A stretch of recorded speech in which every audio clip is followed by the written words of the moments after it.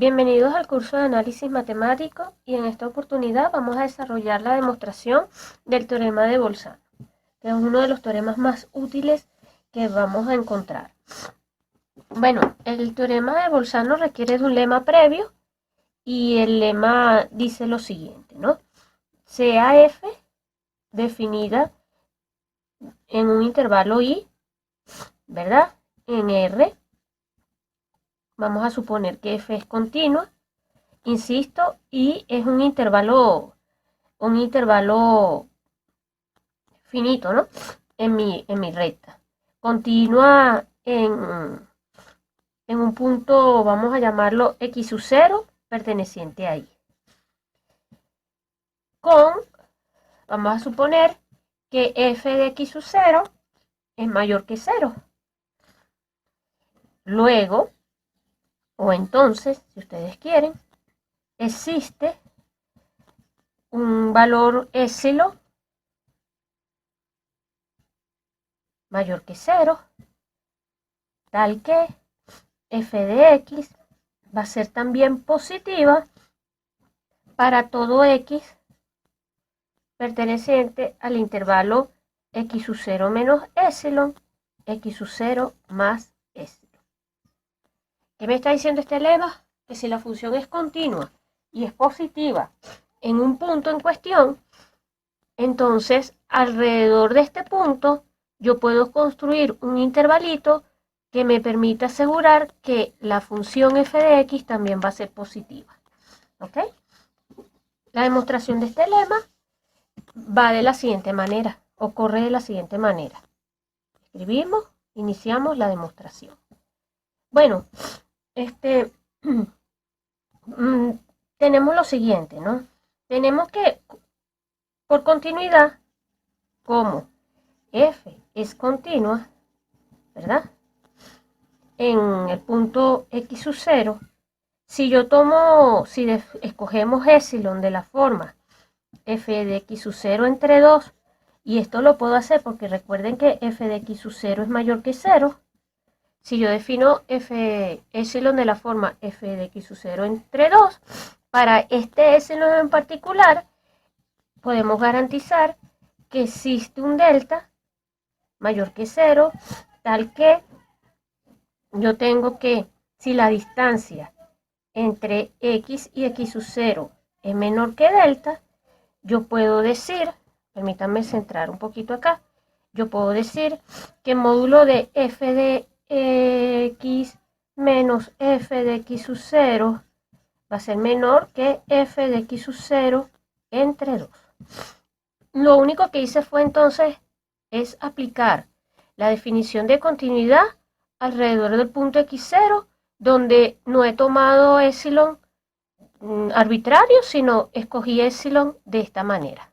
Escogí epsilon de la forma f de x sub 0 entre 2. Ok, entonces, usando las propiedades del valor absoluto, esto de aquí va a implicar, gracias a las propiedades de valor absoluto, que yo puedo escribirlo así, que f de x va a ser menor que f de x sub 0 entre 2 más f de x sub 0, y de este lado vamos a tener que esto va a ser más pequeño que f de x sub 0 menos f de x sub 0 entre 2. ¿Ok? Y bueno, simplificando acá rápidamente, esto implica que f de x sub 0, que f de x va a ser mayor que f de x sub 0 entre 2, siempre y cuando x pertenezca al intervalo x sub 0 menos delta, x sub 0 más delta. Y lo importante aquí es escoger delta tan pequeño con delta, o sea, con epsilon mayor, con delta, tal que esto que está aquí esté contenido en i. Y si no lo estuviese, simplemente pido, para no enredarme mucho la vida, pido que x esté en la intersección de ellos dos. Y está listo, ¿no? Ya tendríamos listo nuestro lema. Entonces, con este lema, también como corolario de este lema, antes de hacer el teorema de Bolzano, puedo obtener un resultado análogo. Yo se los dejo como ejercicio. O sea, si f de x sub 0 es negativo y f es continua en x sub 0,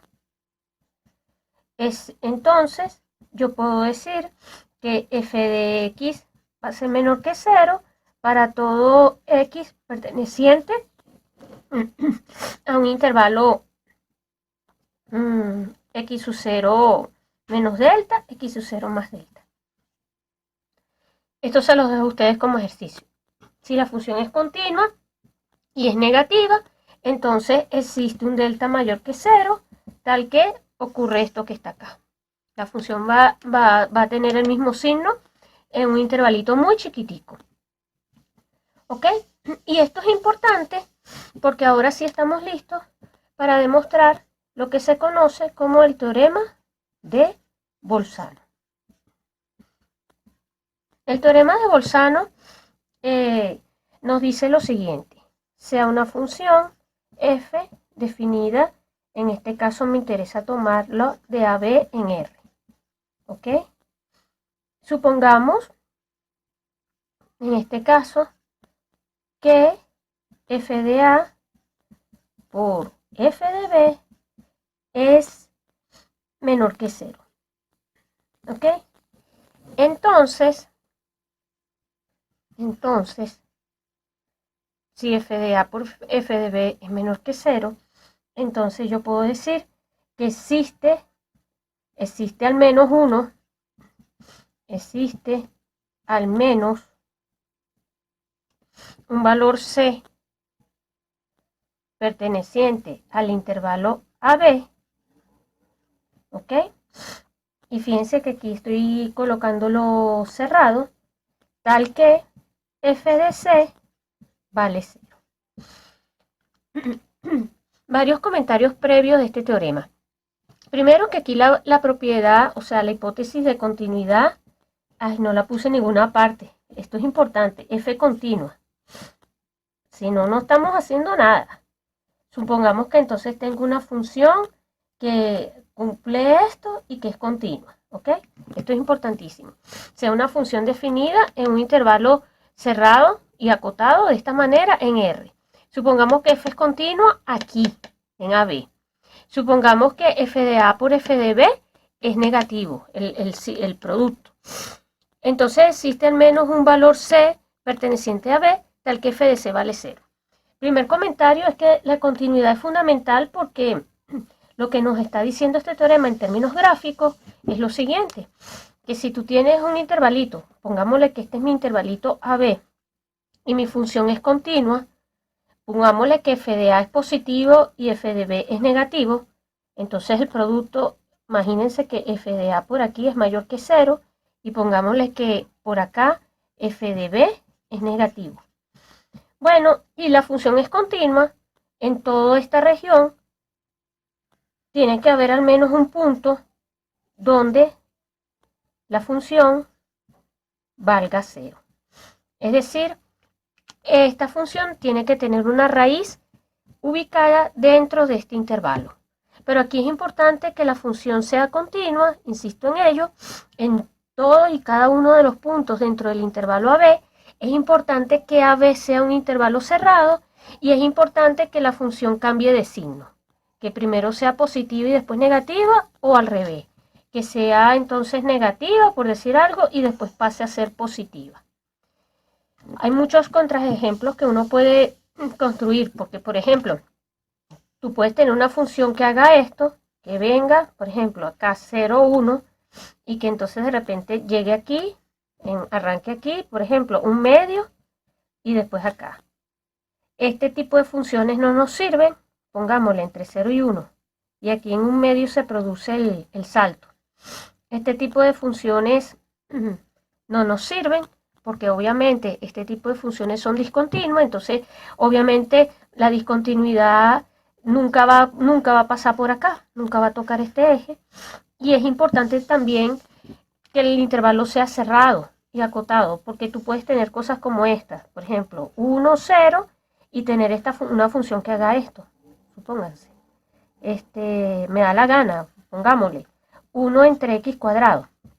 Y pónganle que estén trabajando en el intervalo 0, 1. Bueno, obviamente esta tampoco va a cumplir ni con las hipótesis, ni con la tesis del teorema de Bolzano, porque aquí falla, si bien estás trabajando en 0, 1, en realidad no estás mirando 0, 1, estás mirando 0, 1. Y aquí falla la continuidad, no, a lo mejor tú me dices, aquí falla no falla la continuidad de esta función. Bien, es cierto, pero este conjunto que estamos mirando, el dominio de esto, no es cerrado. Entonces aquí falla el hecho de que el conjunto sea cerrado, ¿no? Entonces ahí hay que tener cuidado. Todas esas condiciones se tienen que cumplir. Y la demostración del teorema corre de la siguiente manera. La demostración, insisto, bueno, vamos a suponer el caso en que f de a es mayor que 0 y f de b es menor que 0. Vamos a suponer que estamos en ese caso, entonces tendríamos una situación como esta, por aquí está a, por aquí está b, mi función viene por aquí, debería en algún momento cruzar y después debería de seguir hasta acá abajo. Pongámosle que esta fuese la situación. F de a está por aquí arriba, la función debería bajar, en algún punto tocar y seguir. Bueno, tenemos que garantizar que este C que está acá en nuestro dibujito existe. Para garantizar la existencia de ese C, nosotros simplemente comenzamos definiendo un conjunto A, sea A, el conjunto definido como los X pertenecientes al intervalo AB, tal que f de X es mayor o igual a 0. Defino ese conjunto. Primera cosa que hay que ver es que como yo tengo que f de a es mayor que 0, eso implica que a minúscula pertenece a este conjunto A, y eso implica que A es distinto del vacío. Entonces, como A es distinto del vacío, A es un conjunto y además A es acotado. A está contenido en AB, entonces A es acotado. Entonces, como es un conjunto acotado, nosotros por el axioma de completitud, ¿verdad?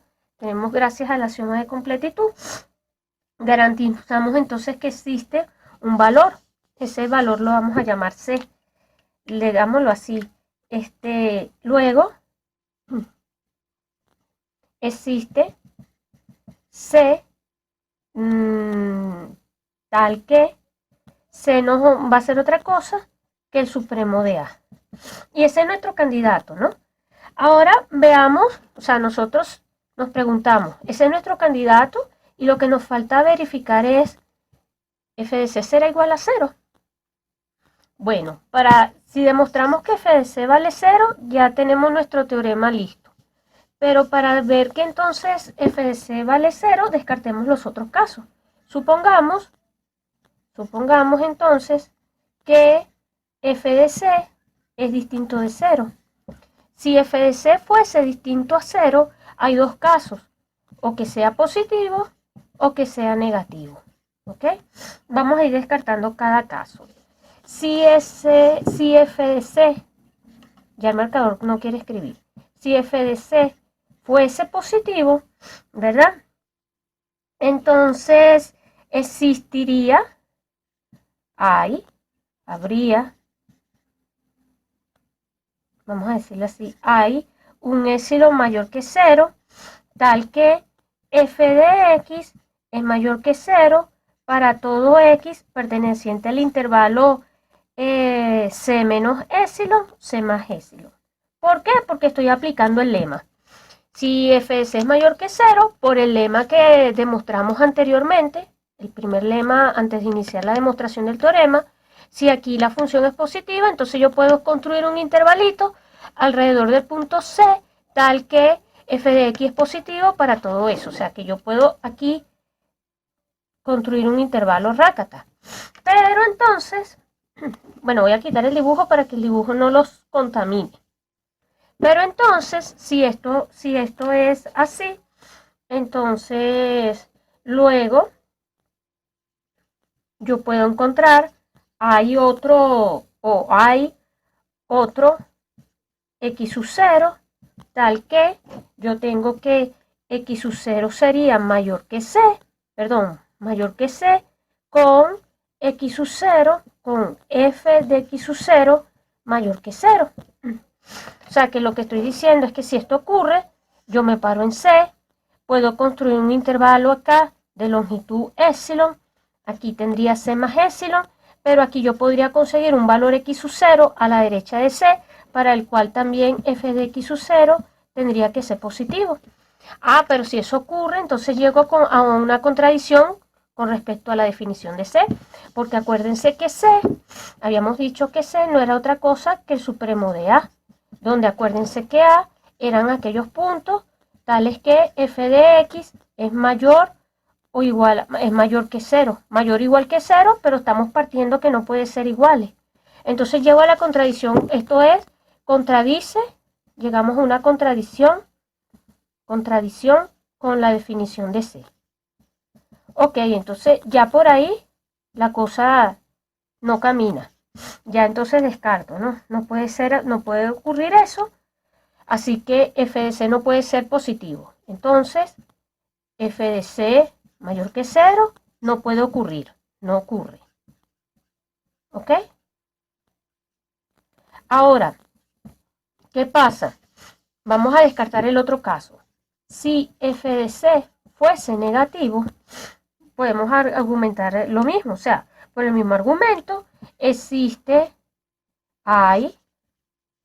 usando el lema, hay un epsilon mayor que 0, tal que yo puedo garantizar que F de X va a ser negativo si X pertenece al intervalo C menos epsilon, C más epsilon. ¿Ok? Yo puedo entonces decir eso. Aquí no sé si se vea bien. Vamos a volverlo a escribir porque esto está horrible. F de X va a ser negativo si X pertenece al intervalo C menos epsilon, C más epsilon. Por el mismo lema, ¿no? Aplicando el lema. Y entonces ahora, nuevamente, yo podría aquí, el argumento sería, yo estoy parada aquí en C, yo construyo mi intervalito, pero entonces estaría consiguiendo por acá a la izquierda un valor, vamos a llamarlo X1, tal que F de X1 va a ser también menor que 0. Porque yo sé que por aquí todos son menores que 0, lo estoy diciendo, ¿no? Entonces si me paro a la izquierda consigo 1, pero eso entra en contradicción otra vez con C, porque acuérdense que C es la mínima, recuerden, entre paréntesis, C es la mínima cota superior de A, ¿se acuerdan? Y si es la mínima cota superior de A, entro en contradicción porque a partir de aquí los valores, o sea, hacia la izquierda los valores no deberían ser negativos, los valores de f de X no deberían ser negativos, estoy encontrando un valor que está a la izquierda, tal que F de X1 es menor que 0, con X1 menor que C, y yo había dicho que C era el valor más pequeño para el cual F de C es negativo. Entonces estoy llegando también a otra contradicción. Y la contradicción viene justamente de suponer en cada caso haber supuesto o esto o esto. Como esto no puede ocurrir y esto tampoco puede ocurrir, pero nosotros sabemos que esto existe, que esto pertenece a los reales, no nos queda otra opción que concluir que F de C tiene que ser igual a 0. Bueno, y esta es la demostración del teorema de Bolzano, que es muy importante, ¿okay? Muy útil. Y como corolario, permítanme, aunque me extienda un poquito, como resultado de esto, tenemos el teorema de los valores intermedios, que lo enuncio y ya no es necesario demostrarlo porque el teorema fuerte es el teorema de Bolzano. El teorema de los valores intermedios nos dice que bajo las mismas hipótesis, f definido de AB en R, ¿verdad? F continua en el intervalo AB, importante esto, F definida en el compacto, F continua. Vamos a pedir F de A distinto de f de b, tenemos esas tres condiciones. Si entonces f está definida, f es continua y f de a es distinto de f de b, existe entonces, vamos a decirlo así, para cada beta en la imagen, cada beta perteneciente a la imagen de AB, permítame escribirlo así, existe C perteneciente a AB, para el cual f de C no es otra cosa que beta. Y este teorema, el teorema de los valores intermedios, nos está diciendo exactamente lo mismo que antes. Es decir, que si ustedes ahora tienen, permítanme planteármelo, ¿no? Permítanme un dibujito.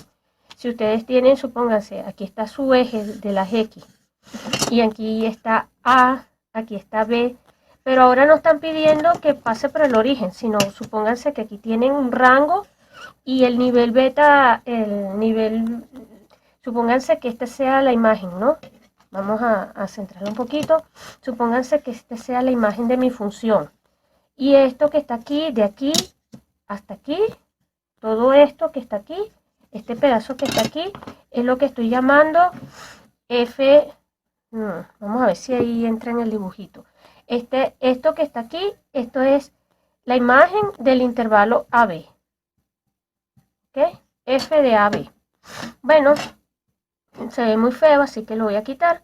Esta es la imagen de mi intervalo. Ahora, imagínense que por aquí hay un nivel beta. Yo aquí dentro de la imagen me fijo un nivel beta. Ese sí lo vamos a escribir. Pónganse que ese es beta. Lo que me dice el teorema de los valores intermedios es que debe haber un C, al menos uno, puede haber más, no tiene por qué ser único. Debe haber al menos un C dentro del intervalo AB, tal que F evaluado en C me da exactamente este nivel de aquí. O sea, F de C es exactamente igual a beta. Eso es lo que dice el teorema. Aquí vamos a escribirlo mejor. El teorema de los valores intermedios. Tiene su imagen acá, tiene su rango acá.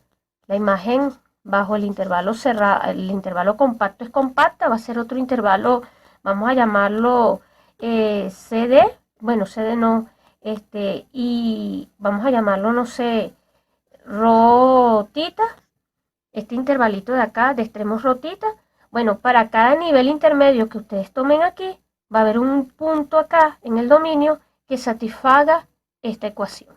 Y obviamente el teorema de Bolzano es un caso particular donde el beta vale 0, pero el teorema de los valores intermedios también puede ser visto como una traslación. Ustedes para demostrar el teorema de Bolzano simplemente tienen que, basta tomar la función, vamos a llamarla, no sé, g de x de la forma f de x menos beta. Entonces, dada la f, dado el nivel beta, definen f de x menos beta y a esta g le aplican el teorema de Bolzano y está listo. Ya tienen la demostración del teorema de los valores intermedios. Bueno, con estos dos teoremas hemos completado entonces este video.